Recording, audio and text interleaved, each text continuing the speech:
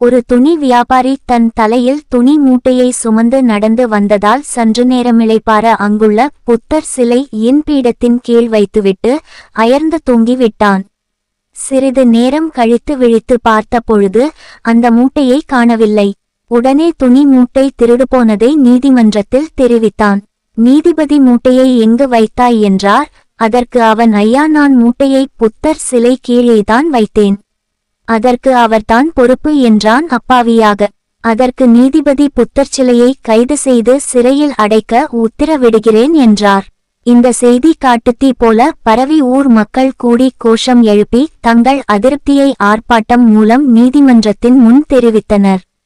அவர்களை பார்த்து நீதிபதி, இங்கு வந்திருப்பவர்கள் நீதிமன்றம் தீர்ப்பிற்கு எதிராக குரல் கொடுத்ததால் அரசுக்கு எதிரான குற்றவாளிகளாக கருதப்படுவதால் ஆளுக்கு ஒரு பணம் அபராதமாக தர வேண்டும்.